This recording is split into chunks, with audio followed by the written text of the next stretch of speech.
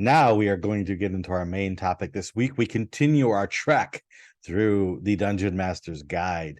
We finished chapter 6 last time as we talked about downtime, yes. And now I'm going to take my Gen Con badge off. Yeah, that's where I'm going. Gen Con's in the past. What's in our future, Teos? Treasure. Treasure is in our future. That's chapter 7. Chapter 7 tells we game masters who want to run this edition of Dungeons and Dragons, what is treasure and how do you use it? So let's take a look at what this chapter tells us. We start by hearing that adventurers strive for many things, including glory, knowledge, and justice. Not Justice Armin. Justice would be cool. We might strive for him, but many adventurers also seek something more tangible.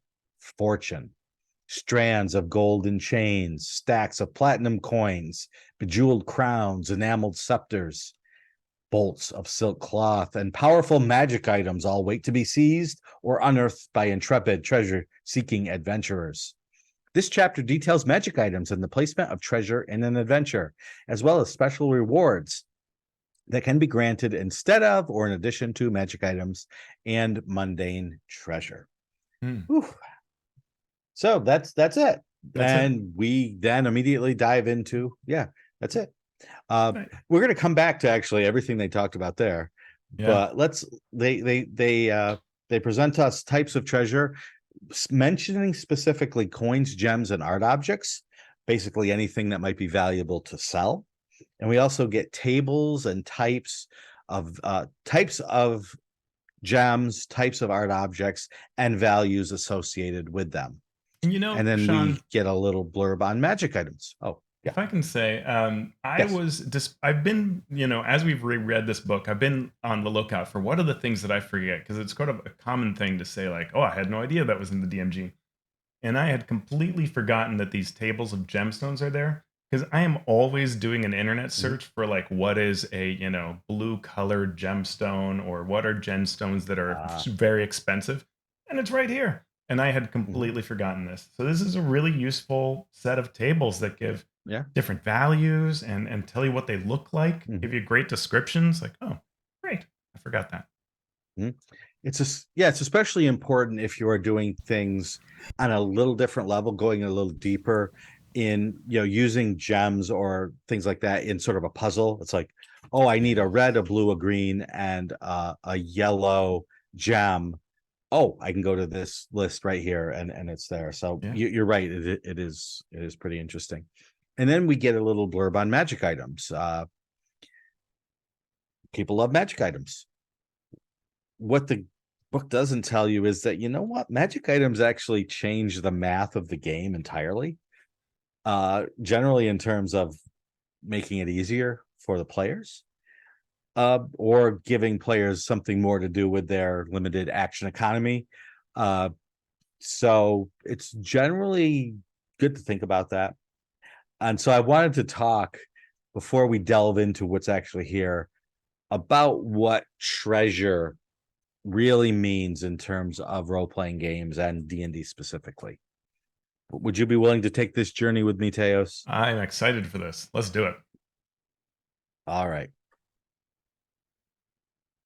So, treasure is in many ways a non-narrative reward for success in gameplay. Now, great rewards are also narrative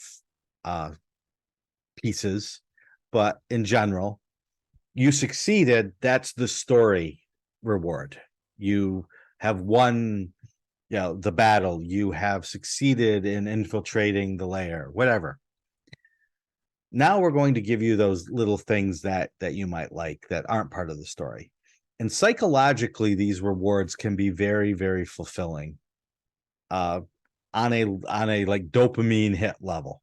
Yeah. Right. We just defeated the dragon. Oh, here's this huge horde, and every piece of treasure, every piece of magic that you tell me, it's cool. And that's great, and it's a great tool for DMs to get their players excited and feel good. there's often a long-term consequence to one or more of those things that you've given. So just be aware of that as you balance this idea of short-term gain versus long-term consequences of your campaign. Sure. Because if you give too much, not only does it affect the math of the game, but it can become too rote. Whereas I rolled randomly on the table, which we'll talk about later. Oh, I've got to give 8 magic items from table C in the DMG. Okay, here we go. And next time, if you only give 1, it's a letdown. So keep those Yeah. things in mind too, in terms of pacing of what you give. Or the beginning Uh, of the uh, first encounter had the +2 magic weapon, and then you get to the boss chamber and there's just some coins, and everybody's like, wait, what? yep, precisely.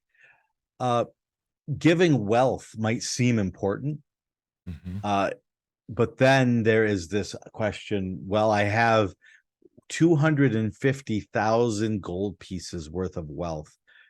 What can I do with it?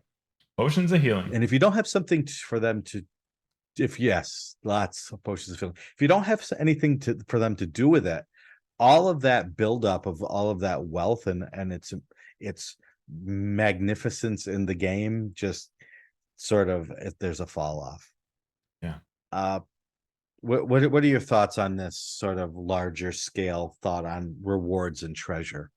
Yeah, I mean, it also ties into what the rest of the game is doing, right? So in Advanced Dungeons and Dragons, you only did but so many things with your characters. And so when you receive magic items, these were kind of like neat things you could do. And you generally couldn't do them particularly often. They were situational, they might require setup, but they were kind of neat when they came up, right? Like a sword being dragon slaying felt awesome. You might never use it to actually fight a dragon. In fact, you may have found it in a dragon's horde, and that was like your dragon fight. But it was just sort of kind of neat and weird and just interesting. Or using something like a ring of invisibility might come with a lot of like DM interpretation and might not all be that rewarding. And you go to 4th edition. Well, the other thing is I'd say is magic items were mysterious back then. They were surprises, and for new players especially. You get to 4th edition, and the magic items are in the player's handbook, which in 5th edition they go back Mm. to being in the DMG as we see here. And they became expected build points. And because the magic items tended to have more common effects, more standard effects, more reliable effects, players really wanted them to overcome system limitations. And it became less Mhm. reward and more expected. It's like if you're a parent and you have made a mistake about giving your kids things to where it becomes expected versus special, that's the worst place to be. Right, Sean? Mhm. Oh, most definitely. Most definitely. Not just for kids, Mm, also for adults. Uh, as we have come to find out, mm, as we grow from kids to adults.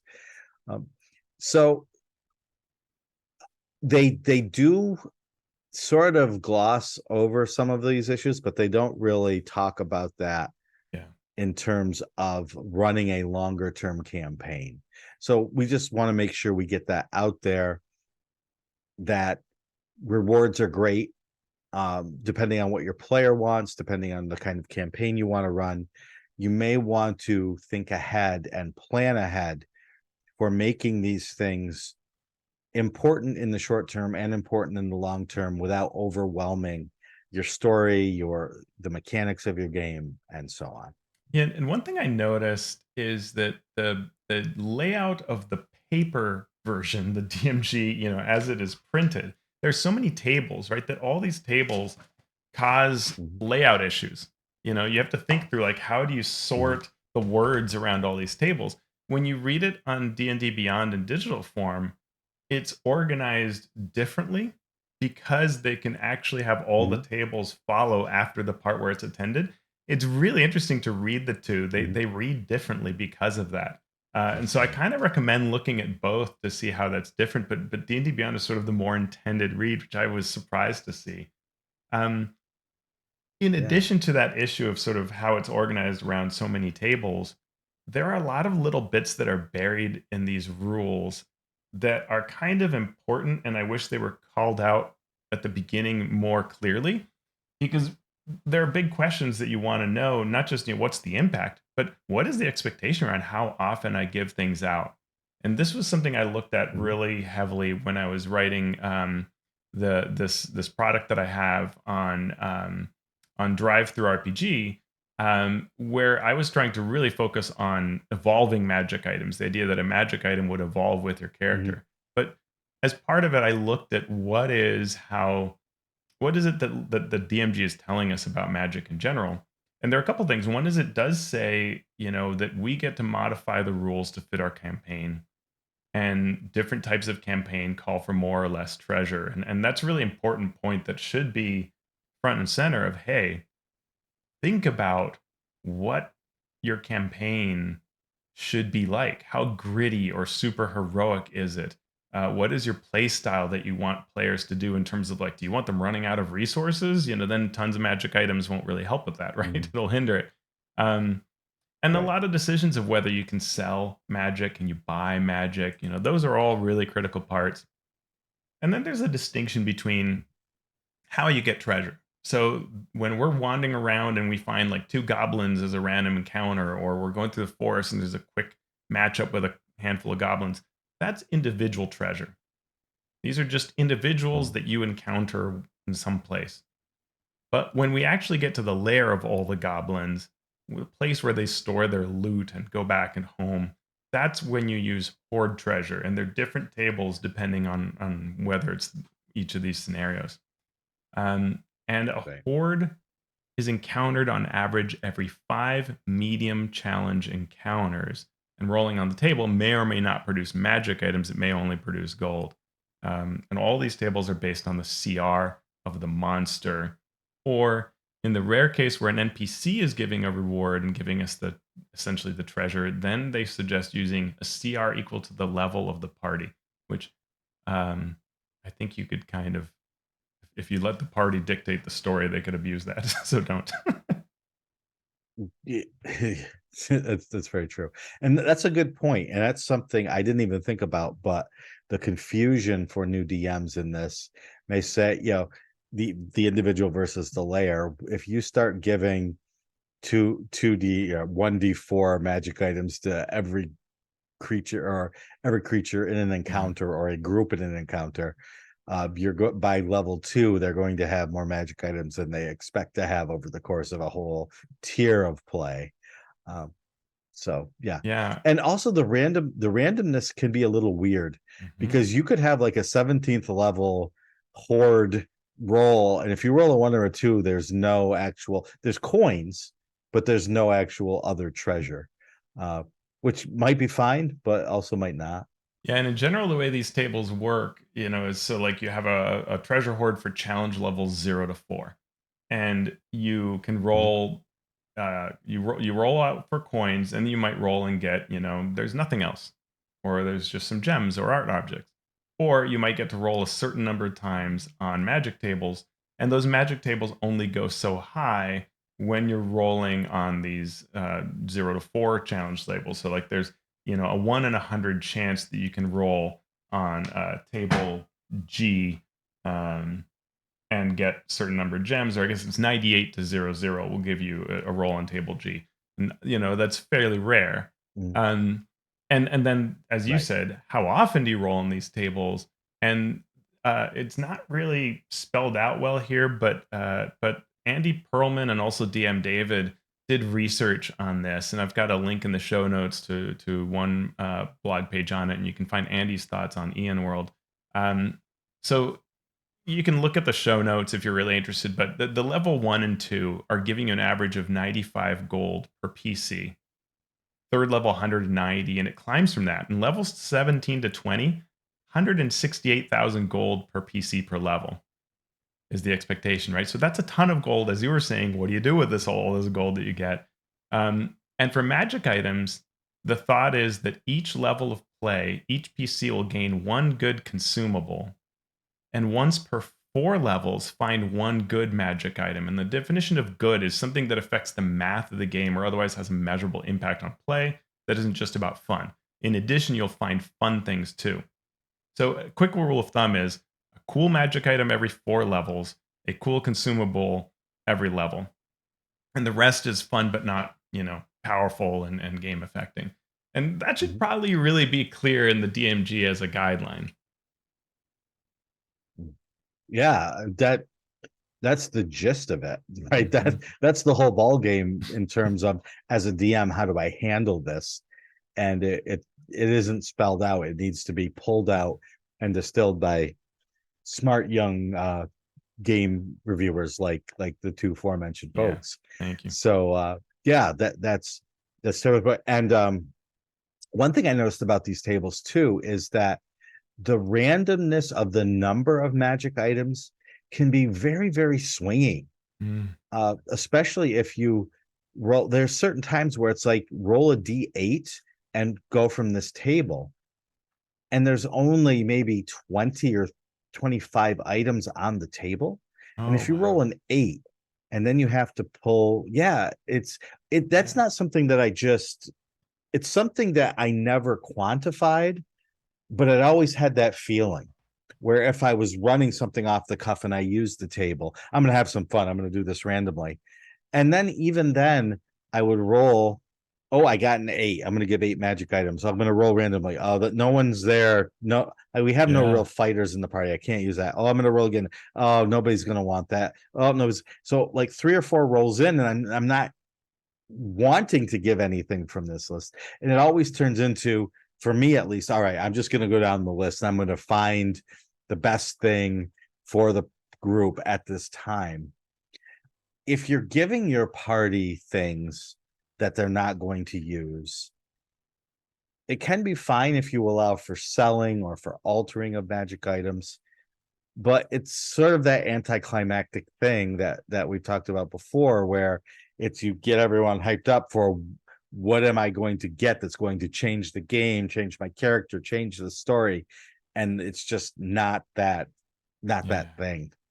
And any other thoughts, any Well, I'll just say quickly, ideas moving Xanathars. forward in this section? Yeah, you might think that Xanathars would come and like add clarity to this, but instead, what it really does is create an alternate approach where instead of rolling on these tables, we can award magic items based on rarity tables. So at levels 1 to 4, the party is expected to get a total of 9 minor items and 2 major items. And this minor major is sort of defined by the level of current play. So if you're at levels 1 to 4, then the major items are uncommon.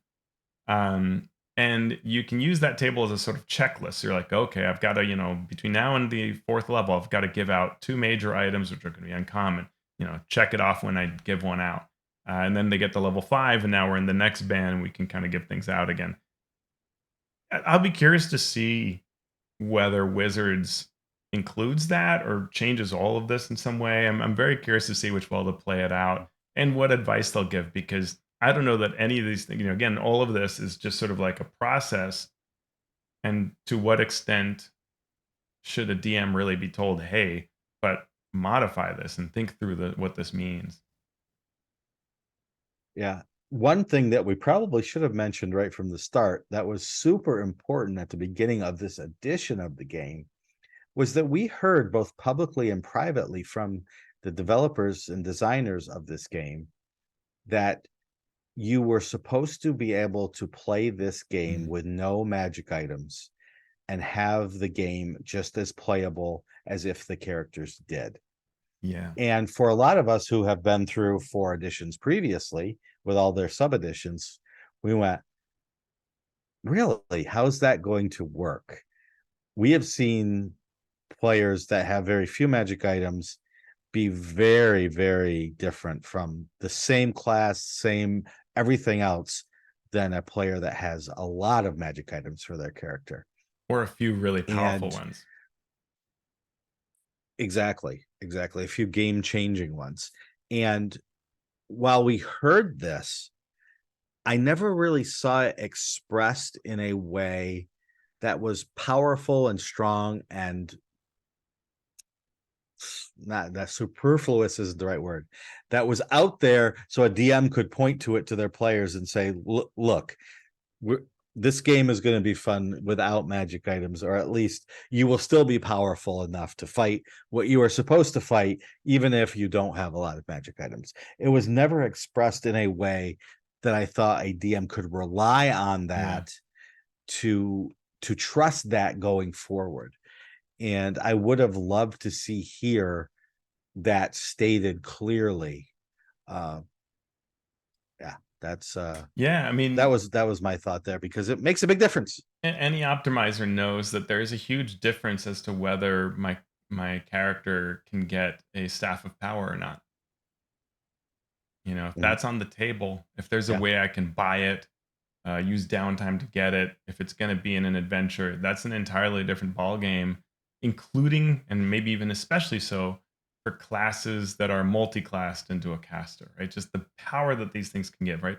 If I am a paladin sorcerer who is going to be casting shield a lot and I can get my hand on bonuses to AC, that is another ball game that we're going to enter, right? And the game is going to be impacted by that ball game, because I'm going to now cast that shield spell and make that rare hit that would have hit not hit. And maybe you're not going to enjoy that, DM or players that are around me, because I'm unhittable and I just laugh at everything. And if you let me have a staff of power, then I'm going to use that too and be an army of one. I mean, use magic device of the rogue class abilities can, if you give the right magic items, you have just turned that rogue into something horrifying and wonderful for the player, not so much for the story or the game that you're trying to play.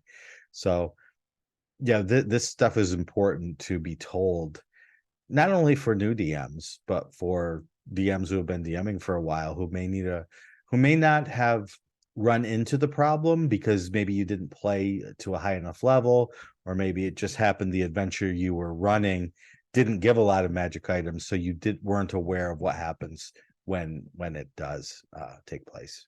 Do you want to maybe go ahead to talk about identifying a magic item and attunement, since I find those are also very fascinating? We can totally do that. Let me scroll down. So attunement is something that I think was introduced in this edition, which is a way to sort of limit the number or the amount of powerful items that a person can use at one time. So the attunement requires you to take a short rest, a successful short rest, to attune to that item. If an item is not attuned, you cannot use its magical abilities, but you can still use it as its primary purpose. So a magical sword still works as a sword, even if you're not able to tap into its powerful magic. A single item can only be attuned to one creature at a time. So we're both going to attune to this sword and we're going to hand it back and forth to each other to use it on our turns. A creature can only be attuned, of course, to 3 items at one time. And a creature can only attune to one copy of an item at a time. So no putting on multiple rings of protection. Yeah. And when does attunement end? An attunement ends when if the creature changes to no longer satisfy the prerequisites for attunement, the attunement ends. If the item is more than 100 feet away from the attuned creature for 24 hours, the attunement ends. So people forget this one. If a creature dies, the attunement ends. So your character died and then was brought back via Revivify, you're no longer attuned to any of those items. I had so not finish thought the about combat that. without your if another creature attunes to the item while you're attuned to it, your attunement ends and that creature's attunement begins. A creature can also voluntarily end attunement by spending a short rest to unattune from an item. Now, you can't do that, though, of course, if the item is cursed. What do you think of attunement in general? Um, it's fine. I mean, you have to have rules like this to stop shenanigans, and this is basically all about shenanigans prevention. The older system used to be Mhm. about slots, right? And third edition and fourth edition Right. did this, where it would just sort of be like, hey, and they would come up with arbitrary rules too, right? Like you can only wear two rings, one on each hand. And you're like, I have 10 fingers, Mhm. unless you had a Mhm. hand of the mage, which was a desiccated hand giving you a third ring slot. That was itself was a magic item. Right. And there is a logic to slots in some ways where, one helmet, that kind of thing. But it does lead Mhm. to a lot of magic items because you have a lot of slots, boots and helmet and two rings and, a neck item and a whatever. And it was a bit finicky. And it also meant magic items really had to fit those slots in order to be something that was denied to you. Mhm. So I think attunement is sort of Mhm. better in just saying, hey, some magic items are powerful. If it's powerful, it requires attunement so that you can only have up to three of them. I think that's generally fine. I don't love short rests being an hour long for many reasons, and this is also one of them. In that almost always, you know, really, I don't know that I can think of an exception. When I've given out a magic item, whether it's written in an adventure I'm designing or when I'm just doing things as a DM, I kind of want them to be able to use it right now. I don't really want to wait Mhm. for a short rest to happen, especially identifying may Mhm. require a short rest. And then we're talking about two short rests. And like, it's another reason why I wish short rests were different. Mhm. Okay. Uh, we've talked about attunement, but then there's a different section on wearing and wielding items, Mm. which I think is kind of funny, because it uses in two sentences in a row, it uses these two phrases: use your discretion and use common sense. And for me, if you are giving that as a like rule thing, you're in trouble, right? Mhm. Because DM should already be using common sense and using their discretion. So yeah, and they're talking about this in terms of what can you wear at one time. And I sort of want the rule to be the rule, and then I will use discretion from there. So they say, yeah, you really should only wear one head item at a time. But, if you can fit a circlet and a cap, that I guess you could use your discretion. I'm like, no, no. I don't want to use my discretion because sometimes my discretion's bad. Mm. Sometimes my common sense is not common. And the players certainly are not going to use discretion or common sense if they want to use the circle of blasting and the helm of brilliance at the same time. No, they left common sense at the door when they came into this game. So I want my rules to be my rules. We had the old I'm going to wield two shields approach in the 30-day, Put 3 one days, on your right? back. Because shield bash is shield bash is a weapon. So now it doesn't say I can't get my bonus for both, and they're both +5. Mm. So here we go. And then Mhm. I've still got my bashing weapon doing not a lot of damage, but I do get to add the +5. It's a +5 shield, so I'm +5 to hitting damage, right? That sort of thing coming into play. So you may think that common sense works, and then unless there's a rule for it, common sense is not common. And a lot of DMs, it's easy to say, well, DMs just need to say, here, I'm using my discretion. But the problem is a lot of DMs don't feel comfortable Right. doing that. And can be For really sure. afraid of saying to their players, no, you can't do that for a number of reasons, right? I mean, some people aren't really good at arguing and other people Mhm. are. And so if you are a DM who isn't good Right. at arguing, you don't even want to start an argument with that person, or you're non-confrontational, or Mhm. you don't feel really sure about Right. yourself. You don't want to deny someone. And we've all seen that at tables. I mean, you've told me a good story about sort of a player at the Yeah. very beginning going, "Can I?" And you're like, "No." And then the rest of the players later are like, "Thank you for saying no. It was really problematic in the previous table," right? Like, So many times, more than I can even count on my two hands, my two ring holding hands. I've had players after I said no to a player say thank you because that would have been the worst encounter, adventure, whatever. but we all got to play, or we didn't have to deal with something because you did that. And it's even more problematic because sometimes DMs are running pre-made adventures that give out the items that are the problem in the first place. So not only is it not their fault that this is there, but then it's their burden to fix a mistake that wasn't theirs in the first place. Yeah. So it becomes a sort of a double-edged sword.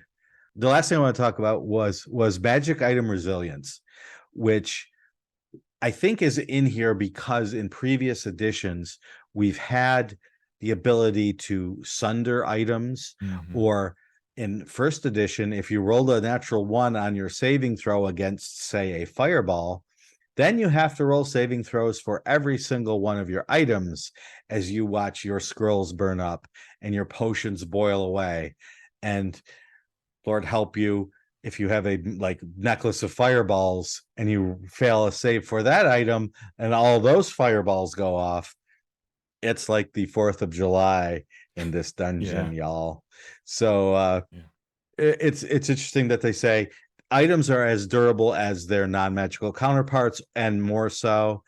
Uh, and they all have resistance to all damage, all magical items, other than potions and scrolls. So they without saying it, they sort of come out and say, don't destroy magic items Yeah. unless it's really important to do so. Yeah, and I mean, AD&D was full of these things where it would, enchant you into dumping your thing down a well, or creatures, even through third Mhm. edition, right? Creatures that would destroy items that they touch. So, you stab the ooze and your item is gone, and it's like your amazing fabled weapon of whatever. Um, it could be Yeah. really, really sad. And I don't know that I want it to be like complete immunity, but it is something there that, I mean, I think it could use more than that one paragraph to sort of talk about the implications of Mhm. how attached people are to their items. And yeah, that's all. Mhm. You could probably write a book on that. Last but not least, I talk about special features, ways to make your magic items distinctive by giving them backstories. It's good for the story, and it also can bring out role playing or even mechanical things. I love doing things like, oh, you have a magical sword, and as you attune to it, you hear the name, whatever, Ragdar the Brilliant in your head. And when you hear that, the sword flames. And then they first time they use it, nothing happens. And why didn't it flame there? And I'm like, what did you hear when you first heard? I don't remember. Well, maybe you're going to need to cast identify again, or maybe you're going to need to do something to remember, and then make them say that name before their sword flames. Right? You can have some fun with role playing, with giving this item not just a backstory. Yeah. Backstory is great, but give it something that actually makes the players do more than just swing the sword, or do more than just wield the item, to make it a part of the process of the game. Yeah, I mean, that could really use a bit here about the idea of how you can make a magic item create interplay between you and the player like that, like what you're talking about. That's a lot of fun, right? Mhm. When you can rely on certain quirks of items. Like we had a lot of fun in the Dwarven Forge adventures. You gain certain powerful magic items as you go through the Dungeon of Doom, and these come with little quirks that you are allowed, you kind of get the freedom of whether you want your personality to be sort of impacted by it, because it's doing things like pushing you to be more heroic, or pushing you to Mhm. um, say certain things, right? And it's not commanding you, but it's just the fun of being able to work through that, which I think makes for great story. I love these tables in here. I love the idea of having like, you know, uh, a suit of armor that's sort of, always dripping water because it's, tied to the plane of water in some way. Things like that are really Mhm. neat, and give help you remember that magic items should not be, you get a +1 weapon, let's move on. Like, let's make it a little more interesting, Mhm. right? And make it fun. And that's part of why I Mhm. liked the idea of evolving magic items, is because, and I think honestly should be something that's discussed here, is it's weird when you have like this cool thing you like, and then a few levels later, you're supposed to kind of throw it away. And Mhm. there are a lot of assumptions in the game of sort of that it just sort of works that way, right? But really what you'd rather do is have this sword, or whatever it is that you're using mean something and have some relationship to you and evolve over time in some way rather than just be chucked Right. aside. Yeah. And it also helps with the Christmas tree problem of having to keep track of the 72 magic items you're wearing. Uh, if you can somehow tie them all together, either as a set or Yeah. your sword also acts if you do this certain thing as a +1 ring, Yeah. a ring of protection, or whatever. That gives that sword even more meaning and takes away that idea that you're just wearing all of these things as decoration because that you need to get the benefits of it. Yeah, and Sean, so we've got these a huge amount of space in this section and in the book itself, really devoted to all of these magic items. And they have really cool, illustrations. I love how Mhm. evocative a lot of those are. Um, and the magic item design for this edition, I think, is kind of interesting. I mean, we could just do a show just on that subject, but the game tries to, I think, step back a bit from fourth and third edition to be a little more limited in what magic items are doing. I think as part of that concept you were talking about of you don't have to have a magic item. So there are a lot of like weapons that don't actually give a plus bonus to hidden damage, but they give Mhm. extra dice of damage of some type. Um, and things that are a little more situational rather than, you're going to use this every single encounter. I think in general that's good. I mean, how do you feel about how the magic items work in this edition? What the examples are like? I think it definitely leans back into the first and second edition days of making them more limited, making them less a part of the math of the game, making them more mysterious and fun, even, right? Uh, Depending on your definition of fun, Yeah. and not like with fourth edition, not already baked into the math of the game, or not as much capable of being put together with your abilities and feats and so on to make something that's outlandishly broken. So I do appreciate that. Yeah. Yeah. Uh, yeah, in general. There are a few, right? Darren's Instant Fortress comes up a lot as sort of Mhm. like the explosive power that it has to just destroy everything around it. But yeah, in general, I Yeah. agree, and they are more interesting and flavorful. Mhm. Yeah, I feel like we're running at exactly where we should be, like, shutting down, so I'm, like, tempted to really dig in, and then I'm tempted to say, maybe in another Yeah, episode let yeah, down the line, we will really dig into magic items since they are such an important part of the game, yeah, yeah. I even mean, in and a there's a more whole limited role for 5th. there's a whole section here on sentient magic items and artifacts. Mhm, Artifacts are pretty much like AD&D. You have a certain number of minor mhm. and major powers, and you are supposed to sort of just roll on them. I've never found that design satisfying. I always feel like an artifact Yeah. should be whole cloth designed to be really interesting. And I don't, but I mean, like these are fine as Not examples. only that, Yeah, yeah. But we get they some shouldn't just examples. be built for specifically. They need to be built to wrap your campaign around, right? When we did Orrery of the Wanderer, Hmm. that's what the campaign's about. It's about this artifact. It's very powerful. Everyone knows or has learns along the way what's going on with it. And this is the focus that people are trying to take it from you. You need to use it in certain ways to have things done, right? It should be the focus of your You campaign know, when you're pulling those things out. If it's just another magic item, it's just another magic item. I'm glad you brought that up as an example because it is fascinating. I looked at these rules for artifacts. It was my job. I think Scott was like, "Hey, we never designed this artifact, even though we talked about it, sort of general story concept." And I was like, "Oh Right. crap, you're right." So I was like, "I'll do that." and it was right around Christmas. And I remember I was like, well, I don't want to I don't want to be like, here goes dad off to his office to design while everybody else is hanging out. So it was a few days before Christmas. I was like, hey kids, do you want to help me design something? And they were, fairly young then. And they're like, yeah. And I'm like, okay, here's the idea, right? Here's what this thing is, which was fun because I got to, here's what an orrery is. But talking through the concepts, like there's this concept of time, there's this concept of blah. Like, what do you think the time one should do? And they're like, oh, I should let you like undo a thing you did wrong, or and they would just talk about these high concept things of what they thought this item should do, and then I'd go back and languageify it into the addition into the proper Mhm. codification of it.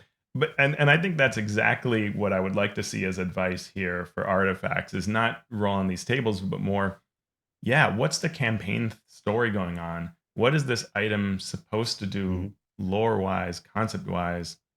Go off of that. And I don't Mhm. know that we need to worry about balance, because you can do that. Like, just, yeah, Mhm. look at the balance of it and make sure it seems fun and worthwhile. And Right. Yep. it's not X numbers, Agreed. right? Totally agreed. Um, Right. Right. I'll just say quickly, So, Sean, anything else? sentient magic. We get some rules that are so on kind of how, I think the good part is how to develop the sentient magic items kind of personality, and there's some steps that you go through, and we borrow from chapter 4 with NPC tables. I think that's all fine. The problem is this conflict concept, and it's hitting off of that AD&D famous idea of the magic item sort of being able to push you. But the game just sort of tries to simplify with like contested charisma checks. And then if the item wins, it can make demands. And if you refuse the demands, then maybe it can turn off things. I find that to be really dependent on, the character's charisma score for one. I don't Right. love it. We get some sample black items such as Black Razor and Whelm from Greyhawk lore, but I don't love these rules and the conflict concept. I don't know if you wanted to add anything there. I don't really have much to add. I agree that it's almost like trying to take something that should be a role playing uh, thing and mechanize it in a way that is just a little, it doesn't go far enough and it goes too far. It's in Hmm. that weird in between space where it's just, as the DM, decide how it's going to work with the player to make it fun. If the player doesn't care about role playing it, then just forget about it. Yeah, and let's be clear what we're talking about. We're talking about, like, the one ring when you put it on, the Right. struggle that creates for you. No charisma check replicates that. What you want is the player to be invested in the Right. role playing of it and to buy into it and Hmm. play off of that, right? And more so would be something like as simple as, I'm going to roll to see whether you have an event. You do. How does it play out? You role play this for me, right? Hmm. Yeah, And that would be way more fun. I agree. Yeah. Any other thoughts on this topic? The only, the chapter ends with other rewards, supernatural gifts, marks of prestige, epic boons. We've talked about epic boons a lot. The Unearthed Arcana has gone back Mhm. and forth on whether they're going to use them as capstones or not. It sounds like maybe not. I think they're seeing that we don't love them. What I love about this section is that it has great breadth. And so what it does serve as is a nice reminder to DMs of like, hey, give out other things. And it can be totally different. Like a title, just a title may or may not matter in certain situations. You can give them emblems. You can give them parcels of Mhm. land and they can be removed if they don't do well. Just thing like this variety is good. Um, it Mhm. gets a little trickier when you get into like the supernatural type stuff where like a blessing is different than an epic boon, is different than something else, and one of them might be use it 4 times and another one's permanent. So I think that the good thing is it's a lot of breadth, and the DM can choose what they should use for a particular campaign, and that's good. I mean, I like that these are in the other section. So let's dream big. Here's some examples. Put this to use however you want. And it is important to remember, in adventure Yes, design and campaign design, it's not all just about magic items. It is about these other kind of cool interactions. for sure. So that is our rundown of this chapter. Next week we will get to chapter 8, running the game. Ooh, that's a chapter 8's the perfect time to talk about running your game. Well, we'll find out if it was the perfect time or not. Thank you to all our listeners out there. Thank you to those of you who came up at Gen Con when I was at the Ghostfire booth or just wandering around and saying that you enjoyed the podcast. Generally, they were talking about, the number one podcast in all the realms. But sometimes they were talking about us, Teos. Oh, yeah, Yeah, I because you know were you've at the never heard Ghostfire of it. booth. That makes a lot of sense. Yeah. That's fair. Exactly. Yeah. It was a skewed sample, let's Yeah, say. that's fair. And thank you to those of you who support us via our Patreon. You're these Master of Dungeons and the Master of the Realms. And for those Masters of the Multiverse, we want to thank you right now. Keith Ammon of The Monsters Know What They're Doing, Craig Bailey, Steve Bissonette, Merrick Blackman, Evil John, DM Chad, Darren Chandler, Seth Eckel, Andy Edmonds at Nerdronomicon, The Mighty Jerd, Ben Heisler and Paige Lightman, Sean Hurst, Chad Jackson, Brian King. Sorry I didn't get a chance to run a game for you. Jim Klingler at AKA DM Prime Mover, Chad Lench, the Mathemagician, Eric Mengi, the Micro Ant, Sean Molly, Falcon Neal, Post Fiction RPG Audio, Chance Russo at Drago Russo, Ross Sandberg, Andy Shockney, Krishna Samose, Joe Tyler, James Walton, and Graham Ward. Thank you. You can become a patron by going to patreon.com/masteringdnd. Where can people find you, Teos Abadia? alphastream.org. I keep releasing, I've gotten a lot of videos out recently, which just makes me very happy. And you can find links to all of them there, including one in Spanish on how to use the new translated SRD. Where do we find you, Shawn? Yes, I read that to my family. You can find me at all the normal social media places, Twitter X, Mastodon, Blue Sky now, and the show is at most of those places as well. You can leave us a review on Apple Podcasts. You can go to YouTube, leave us some comments and questions there. Thank you for listening. We have just learned all about rewards. So what are we going to do now? Giving is the best thing. So I'm just going to give things to other people. I am going to give things to other people and then regret it.